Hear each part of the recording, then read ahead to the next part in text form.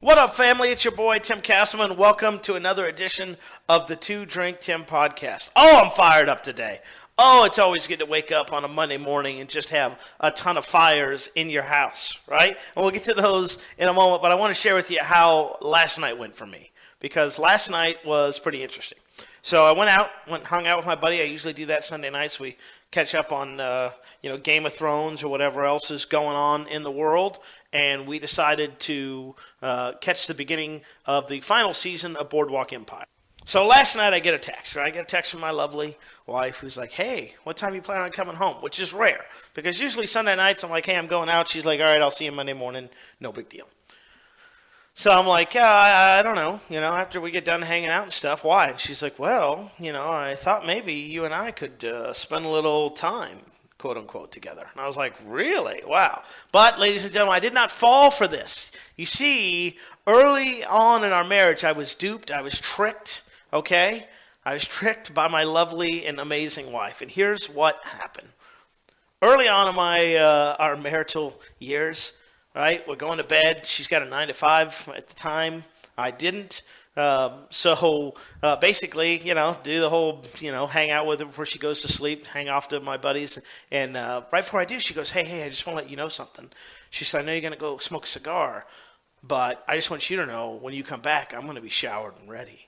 And I was like, hey-o! Like the lightning bolts go off, the seas part, right? Hell freezes over. I'm like, yes, I've heard of this moment referred to as intercourse, and I cannot wait, right? I cannot wait to try this out and see what all the fuss is about. So I'm like, okay, great. So she's like, yeah, as soon as you're done, I'll be showered and ready. So I race over to my friend's house, right? I race over to my friend's house, and we're smoking a cigar. I smoked a cigar. It's like a Churchill, which is like a 7-inch long cigar. I smoked a cigar in approximately 17 minutes. Like, I'm like, hey guys, good to see you. Look, I can't stay very long. I showered and ready at home. Got to smoke the cigar. So I'm like power herfing the cigar. I'm like down on the scotch. I'm like, I don't even care. Like, at this point, I'll walk home. I'm so excited, right? I'm so excited. So anyway, long story short, I finish the cigar. I jump in the car. I drive home. I don't have to use my hands at all. I'm so excited driving home. I'm like, just a little hip to the left, hip to the right, make a turn. Bam, there you go. I freaking kick the door down like it's a no-knock SWAT warrant, right? Burst through the bedroom door, ripping my clothes off, Hulk Hogan style, and there she is, my beautiful, exotic bride, passed the fuck out and snoring to the heavens. And I'm like, whoa, I'm so confused. So I tap her on her forehead, not using my hands again. I'm like, dun, dun, dun. I mean, in my defense, this thing was so hard it could fucking hunt elk. I mean, it was like, what are you doing, right? Like, do you need some potholes or notch holes knocked out of the wood? Great. So I'm like, hey, like, what are you doing? Showered and ready? And she said, oh, baby. She said, I meant showered and ready for bed. And I was like, oh, okay. Well, if you need me, I'm going to be out back, like, playing with my light absorber. So needless to say, when I got the, hey, I'd like to spend some time together, I was like, I'm down with your tricks. I know your voodoo. I'm not going to do it. And lo and behold, when I came home, she was passed out. And this morning she got up and went and did her thing, and I went and did mine. So that is how the week ended. Then this morning I get up to just, fire after fire after fire. Just crazy after crazy after crazy responsibility. It's just freaking nuts. It's like, I hired this outsourcer to do this very simple job. So simple, in fact, I wrote them the job description. I wrote them the stuff they need to do. I even shot them a video showing it. And do you think they figured it out? Of course not. Of course not. They didn't. So they screwed up. So we have to put that fire out. And then we got fire number 2 and fire number 3. And it's just crazy. But in the middle of that, I say, you know what? Fuck all that noise. I got to sit down and talk to my people, because I've seen some shit, ladies and gentlemen, this week that has just got your old boy Timmy C fired up. And, like, here's the deal, okay? Like, I am sick. I'm just so sick and tired of this industry at times. Like, there's times when I legitimately don't think I have the stomach to be in this industry anymore, just because the shady, crazy shit that is going on. Okay, and here's what I mean by that, right? Like, I'm just so sick of these people that are out there that are these $1 million coaches and this $1 million mastermind and this $1 billion and this and this and this that. Talk about all this fucking money they make when behind the scenes they're like, hey, listen, does anybody know if I can borrow against a 401k? There's a jackass out there right now that has a 5-year cash millionaire program that less than a year ago was begging for the community to forgive him because he had less than $1,000 to pay affiliates. So that guy is the guy that's going to teach people on how to be a cash millionaire. Right? And the sad thing is people fucking buy it. Okay? We just got done a couple of weeks ago with our Tripwire training. So we do our Tripwire training. Okay? We do our Tripwire training, which is basically how to do small information products, do them as lead generation offers, get as many people as possible through the funnel, blah, blah, blah, blah, blah. Right? Do it. It's awesome. This weekend I get an email from a guy who goes, hey, man, I loved your training. I paid Guru X 5 figures to set up a sales funnel for me, and I didn't even know what a tripwire was prior to doing that. Which just tells me there's people out there all the time that are not, I don't want to say praying because that's something, but they're basically like, hey, let me make it done for you. And then when I make it done for you, okay, we can charge this crazy large price. And then, right, we'll be able to make you successful. And I mean, come on. We all know logically that shit doesn't exist, right? But here's the thing. Emotionally, we want it to exist. Dan Kennedy says, be the wizard, but be afraid of the wizard. Perry Belcher, he calls it the Buddha. And I think that when I heard him say that, I thought, man, it made perfect sense. We're all looking for Buddhas in our life, okay? And what a Buddha is someone that you can pass the responsibility off to and the blame if something works or doesn't work. So I talked to you guys about my VA example, right? Well, that's a Buddha, right? I didn't want to do the work, so I passed it off to someone else to do so that the work would get done, okay? And then when the work didn't get done, it's not like I screwed up. It's like, hey, the VA screwed up. Okay, we're all looking for Buddhas. Any diet, any weight loss, any fitness, any spiritual thing, okay? I'm not a big religious guy, but a guy like Joel Osteen is, in a way, like a Buddha. Right? It's like, well, if I listen to Joel and I follow what Joel says, then Joel will get me the results, will get me into heaven. And if not, well, hey, you can't get mad at me because I was just following what Joel said. So instead of going our own path, instead of doing it ourselves, we resort back to the lazy button. Frank Kern taught me this. It's basically imagine a triangle. At the bottom, you have do it yourself. In the middle, you have do it together. And at the top, you have done for you. People always want to go to the top. They want it easy, right? They don't want to sit down and have to do the work. And there's nothing wrong with catering to that to a degree as long as you know that the information is helpful, it's viable, and it actually can produce a result. So our book is just crushing it right now. The Creativity Checklist continues to crush it. It continues to be an Amazon bestseller. It's doing very, very well. We're making decent money with it, okay?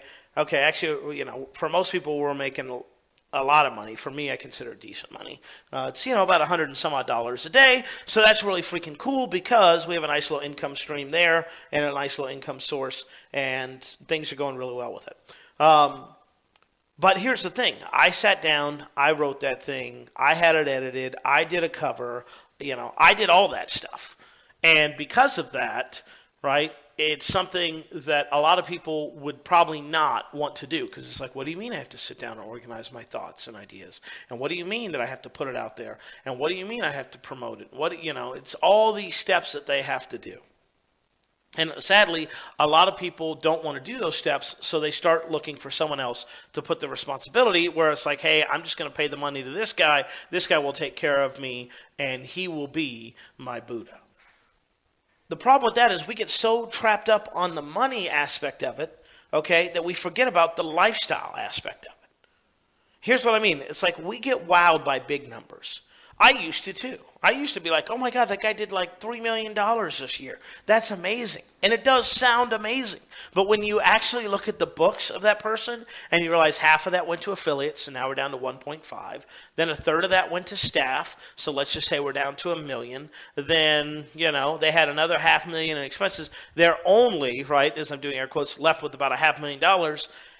So it doesn't sound that amazing when you're like, okay, look, yeah, you sell 3 million to make 500K.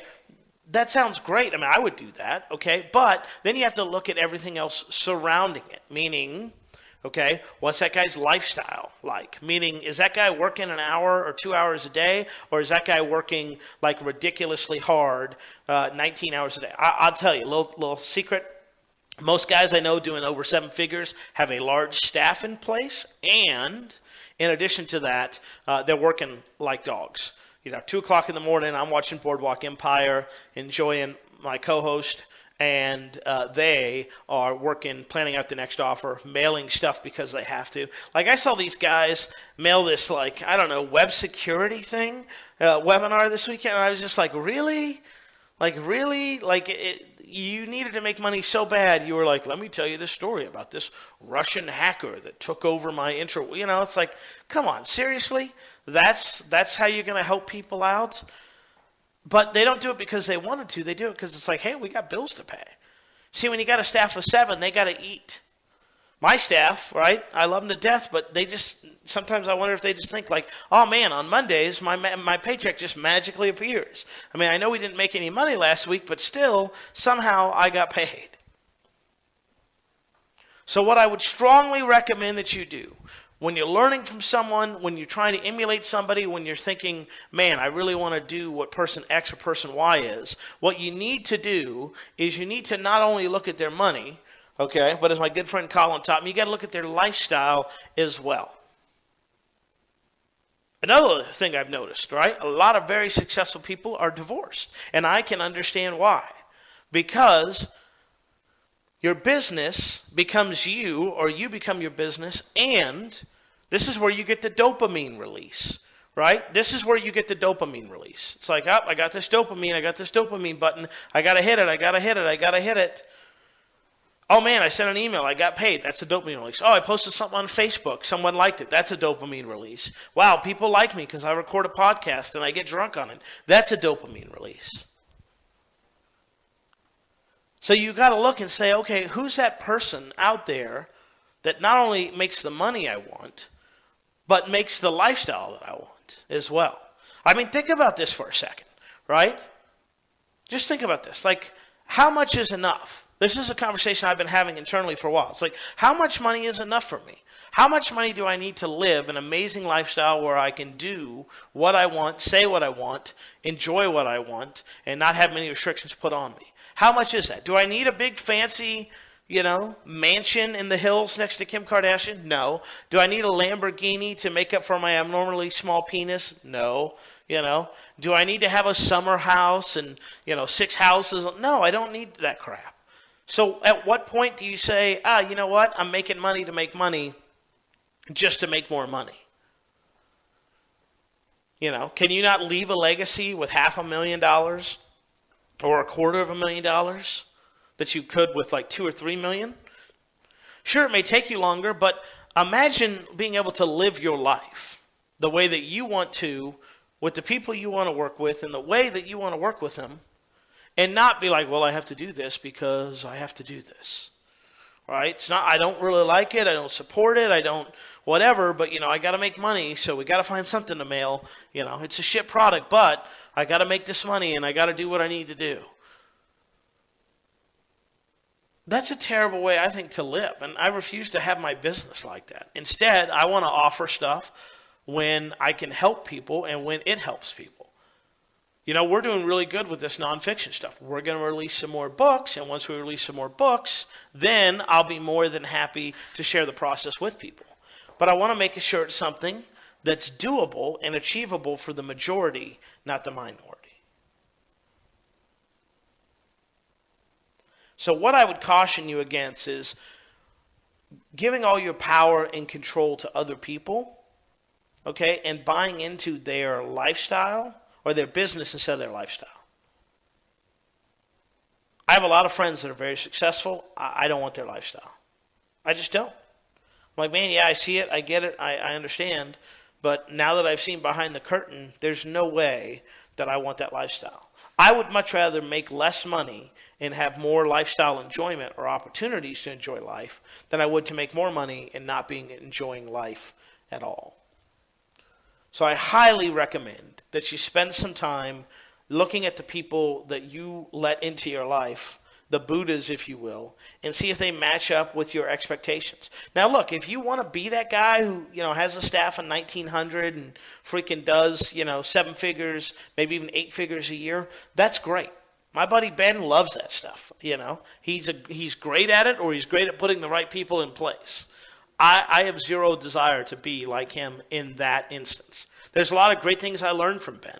How to treat affiliates really well. Hell, I got a handwritten note from somebody on his staff this weekend from when we hung out. I'm like, that's a great touch. Something I would love to do. I should have done that. Those are the things I learned from Ben. Ben actually taught me a pretty cool time management thing that I'm working on. Business-wise, I'm sure you could even learn bits and pieces from him. But ultimately, the bottom line is, I don't want to be like him, okay? I just don't. And he probably doesn't want to be like me.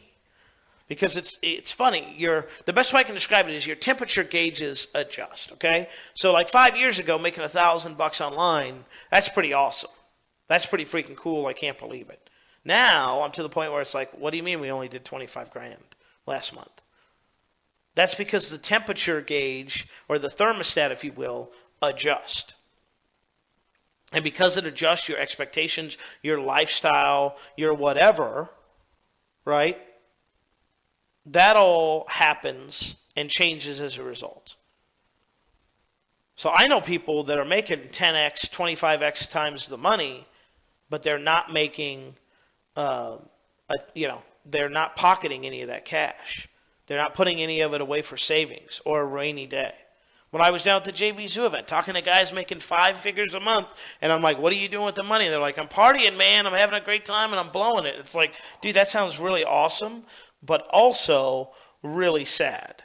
One of the guys there, I'm not going to say his name because I didn't ask permission, but he told me, he's like, oh, man, I totally understand. He goes, I look at my hands every morning when I wake up and think, holy crap, $60 million went through these hands.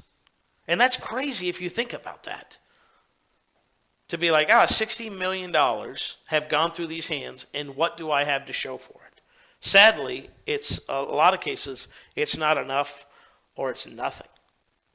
So find someone who has a lifestyle that you want to live, okay, that has a business that you want to emulate, okay, and then seek out their advice. But don't put total control in their hands, because there may be situations that you don't know that impact the results that you can achieve. So a lot of people resonate with me for one reason or another that you can't emulate, right? There's hopefully only one Two Drink Tim podcast. There's only one Tim Castleman that I know about, except for some time I spent in Japan, but I don't ask too many questions, right? The whole point being, it's very hard for someone to come up and emulate me. Just like it would be hard for me to emulate Frank Kern. Because there's already a guy doing that in the industry. And when you try to emulate somebody like that, then guess what happens? You get called a fake and a copycat and blah, blah, blah. It's just no fun.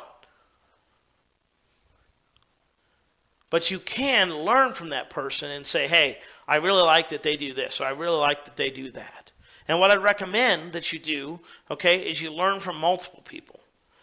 Now, one of the biggest things that I want to share with you and stress is you have to take a logical look at what they say and not just accept everything at a blind allegiance level. Here's what I mean by that. Back in the day, I used to, and I still do, love and respect Dan Kennedy. Great marketer, tremendous mind.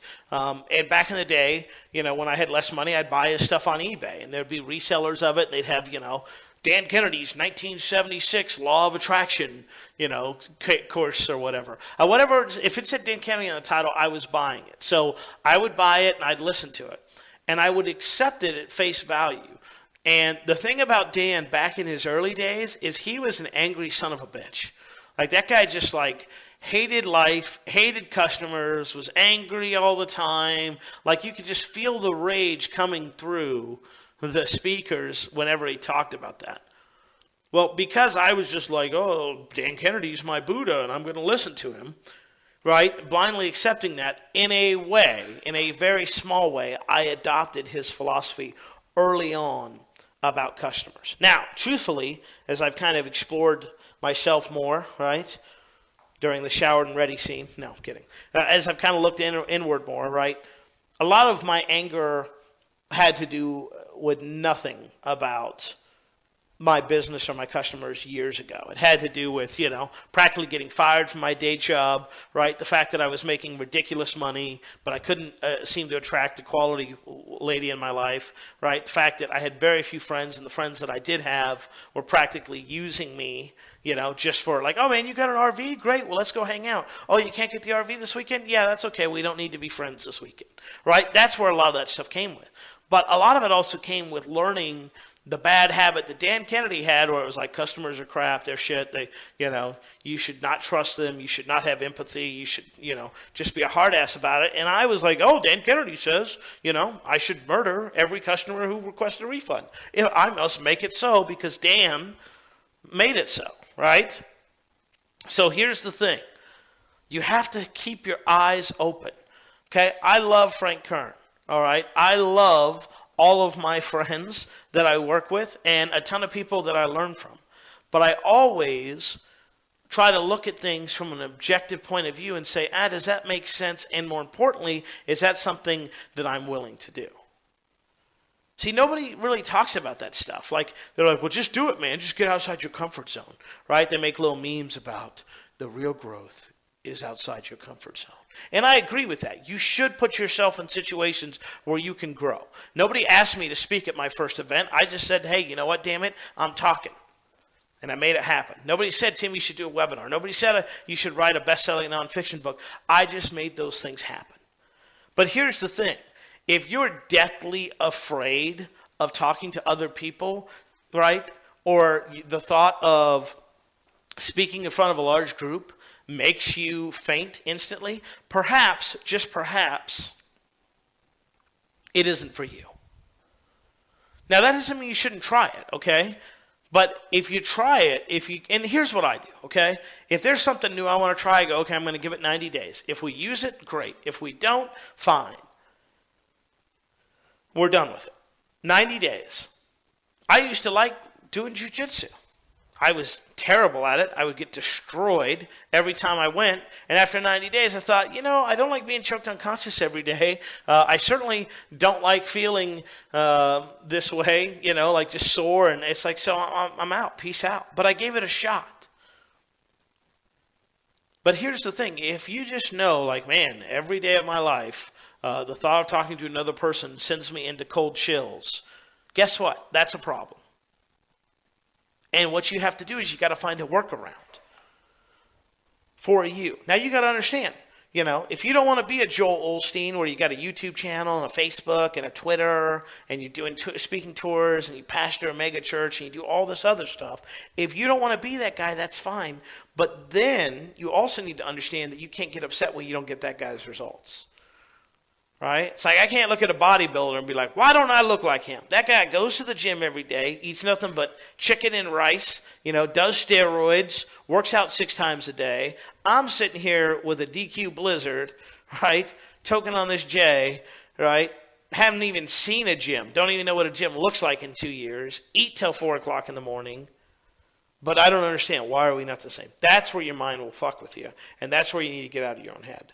Instead, what you got to do is say, okay, I'm not willing to do that, but I'm willing to do this. And because of that, I'm willing to accept a lesser result. Or I'm not willing to accept a lesser result, which means I'm just going to have to do plan B 10 times harder because I don't want to do plan A. My friend Brian Zimmerman wrote a book. I can't even tell you about it. It looks like the most ghetto-ass cover in the history of the world. Okay, it just does. It's on Amazon. Hold on one second. I'm looking for you. Clickety-clack. Brian, B-R-Y-A-N, Zimmerman, Z-I-M-M-E-R-M-A-N. Let's just look. What is the name of this book, Brian Zimmerman, This is what success looks like. Oh, he's got a new cover on it. Thank God. The last one looked like it was done in MS Paint. 13 steps anybody can follow. It's a $2.99 purchase on Kindle. I highly recommend you go pick it up. Also pick up the creativity checklist while you're there. Why not? Okay? But the first chapter asks you a poignant question, which is, what is it that you want and what are you willing to do to achieve that? And it's a question that you've heard before, but really, have you ever sat down and said, look, here's what I'm willing to do. I'm willing to sit down, right, and write out the words to those questions and say, hey, this is what I want. This is what I'm willing to do to achieve it. Like me, right? If I didn't want to be such a roly-poly, then I'd have to sit down and go, well, what is it that you need to do? Well, maybe, just maybe, you need to stop keeping snacks in the house. And maybe you need to try this thing called exercise. Or maybe you just need to go on a strict Atkins or keto or warrior or paleo or low carb or low glycemic or hyperglycemic or whatever crazy fucking fad is out there this week in the diet. Like the urine diet. You just drink your own urine and die skinny. Like, that sounds horrible. I think I'm going to pass on that. But you really need to sit down and say, what are you willing to do? And you know what? I understand for the majority of you, you're not willing to do jack shit. Now, that may upset you. You may be like, that's not true, Tim. But really, I mean, if you've been doing this for, I don't know, over 12 months, and you're not at least working on something to make you money, chances are you really don't want to do it. You can hem and haw and, slack jaw all you want about, no, Tim, I really do. I stopped listening to people's words a long time ago, and now I just focus on their actions. Because their words lie, but their actions don't. Okay? So if I'm like, listen, guys, I want you guys to support me. I really, really, really want to lose weight. And then you see me never going to the gym, never eating right, drinking like a fish, smoking too much, doing the 3 a.m. munchie run, well, then my actions clearly dictate what my words refuse to. And it's okay if you're in this for entertainment. It's frustrating as hell to me because I try to work on something, I try to make it simple, easy to understand, and then I show it to you and you're like, yeah, no, I totally see it, man. It makes perfect sense. I love it. It's great. No, I'm not going to do that. You're like, what? But I thought you said you wanted to learn how to write a kid's book. No, I do. I totally want to. I want to be the world's greatest children's book author ever. I'm like, great. Okay, so here's how you do it. No. I got it, man. I got it. I see what you're saying. I understand that. Right? But I don't want to do that. You're like, all right, well, then you're not going to get any of the results. Yeah. No, it's fine. It's fine. No, I got it. I know. No results. Understand. Yeah, but I still want to be a children's book author. And then you just shut the conversation off. You're like, all right, this person clearly is a retard. So what I would do is this, okay? If you're just getting started or you're trying to take your business to the next level, because that's where I am. I'm like, man, I'm doing really good, but I probably could use a Buddha or someone in my business to kind of help me take me to the next level, maybe help me on this specific point, this deal. I'm not going to look at the money they make from it because that's nice, but I want to talk about their lifestyle as well. It's like, well, Tim, look, I can show you how to be a cash millionaire in 5 years. It's like, okay, how do I do that? And more importantly, tell me about your lifestyle. How's your wife and kids? I don't know. I haven't seen them in months. Fuck them. Like, okay, well, that's not going to work for me, How's your fitness level, right? Tell me who won the Cowboys game last week. Mental note, it's never the Cowboys. Never. They were horrible, apparently. I don't know. I watch one football game a month, and that was the one I watched, and I was like, okay, well, they suck. Just like always, apparently. But you really have to sit down and ask yourself that question. What is it that I want, and what am I willing to do? And then you got to go out and test it. All right, at the beginning of the month, I was like, I want to walk every day for 15 minutes. Well, guess what? Friday I didn't walk. Saturday I didn't walk. Sunday I didn't walk. Monday. Today is Monday. Well, guess what? Apparently, I didn't want to walk for 15 minutes. So now I look at my calendar and go, well, let's see. I did 4 days last week. Maybe I want to walk 4 times a week or 5 times. Try that out and change it. Try that out and change it. And then after a certain number of times, maybe 90 days perhaps, if I'm not happy with my progress, maybe that's not what I really want to do. For me, it's like I hate working out. I do. I don't know why. I just hate working out. So it's like, well, if I'm going to lose weight, I got to control it with diet, which means eggs, meat, and cheese are going to be really, really popular to me for a while. So spend the time, sit down, ask yourself, what do I want? What am I willing to do? What am I willing not to do? What am I willing to sacrifice? Because that's the harder question. Because it's not just about addition, it's also about subtraction. It's like, Tim, look, I really want to write a book, but man, I'm so busy. It's like, well, tell me about the Real Housewives of Atlanta. Oh, Tim, you won't, when I was watching the season marathon on Sunday, all 19 hours, Laquita and Shaquita just stabbed each other. Like, what? Like, that didn't happen. I watched the show. I watched that show. It didn't happen. But maybe you got to give that shit up, right? Maybe you can't be an amazing spouse or parent every single day. And you got to go, hey, Wednesday nights, that's mommy's time or daddy's time. Maybe you got to put a sign on the door that says podcast recording, knock only if dying. Maybe you got to tell friends, right? Just like before I got on this podcast, right? My assistants say all wanted to talk to me. I got affiliates that want to talk to me. My wife's calling me, right? And it's like, no, I'm busy. I'm doing something else, okay? I need to do that first, and then I'll address the rest of these fires. Because here's the thing, people are going to, not intentionally, but they're going to try and test that. Like, okay, hey, we need to know. It's like, no, it's like you have to put it out there and say, no, me first, you second, and then I'll be more than happy to deal with everything else. And when you do that, yes, you're going to upset some people, but you got to remember, if you don't make it a priority in your life, nobody else is going to make it a priority for you. And with that, I'm out. That's another edition of the Two Drink Tim podcast. Thanks so much for hanging out. By the way, I promised you, if you listen this far, that we're going to put a Facebook group together. We have done that. You can go to facebook.com/2drinktim. Again, facebook.com, 2drinktim. Do that. Okay, and you'll find our Two Drink Tim podcast group. Feel free to join. We're going to be talking about a bunch of crap in there, right? We're going to talk about Kindle. We're going to talk about online marketing, offline marketing, outsourcing, sports, drinks, cigars, whatever. It's just a place for listeners and readers and fans to kind of hang out. I'll be in there a bunch trying to add content. Hope that you will as well. And above all, I appreciate you so much for listening to the Two Drink Tim podcast. I got to go put out some fires. So until next time, I'll see you soon.